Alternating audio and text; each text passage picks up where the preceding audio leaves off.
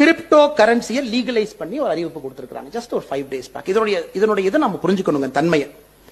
இன்னைக்கு ஒரு bitcoin is 91 lakh ரூபாய், 91 லட்சம் ரூபாய் ஒரு பிட்காயின்.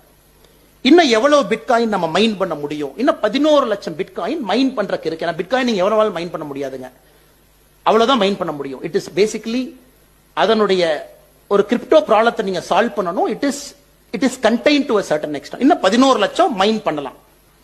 அந்த 11 லட்சம் பிட்காயினுடைய மைன் பண்ணக்கூடிய பிட்காயினுடைய சந்தை மதிப்பு இன்னைக்கு 10 லட்சம் கோடி.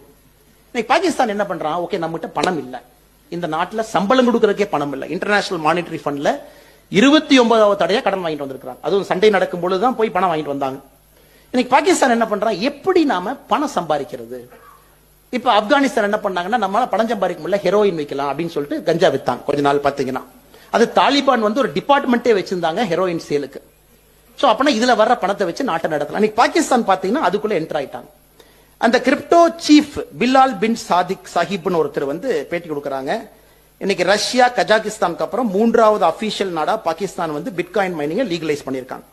அவர் என்ன சொல்றாருன்னா, நாங்க 2 lakh பிட்காயினை மைன் பண்ண போறோம். அப்ப நம்ம மிச்சம் இருக்கக்கூடிய 11 லட்சம் பிட்காயின்ல 2 லட்சம் பாகிஸ்தான் மைன் பண்ண போறாங்க.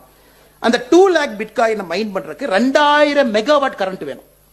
ஏன்னா bitcoin is electricity expend, current வேணும். கரண்ட் இருந்தா தான் நீங்க மைன் பண்ண முடியும், கம்ப்யூட்டர் ஓடணும். இன்னைக்கு 2 லட்சம் பிட்காயின் மல்டிப்ளைட் பை 91 lakhs போடும்.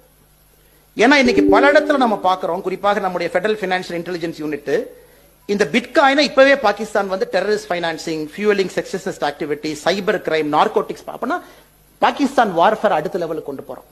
ஓகே, நான் பிட்காயின் மைனிங் லீகலைஸ் பண்ண போறேன், 2 லட்சம் பிட்காயின் நான் லீகலைஸ் பண்ண போறேன். நான் அதன் மூலமாக எதை வேண்டுமானாலும் செய்ய. It's a rogue nation. So நம்ம கெப்பாசிட்டி அடுத்தடுத்த ஸ்டெப் நம்ம போயிட்டே இருக்கணும். ஆபரேஷன் சிந்தூர் முடிஞ்சது, நம்ம எல்லாம் பெட்டி படுக்கை எடுத்து வச்சுட்டு கிளம்பிடலாம், ஆர்மிக்கு நன்றி சொல்லிட்டு எல்லாம் அவங்கவுங்க பேஸுக்கு போயிட்டு டாடா காட்டிட்டு போயிடலாம். நோ, இன்னைக்கு we have to go one step up. Okay, அவன் இந்த லெவலுக்கு போறான், நாம என்ன பண்ணலாம்?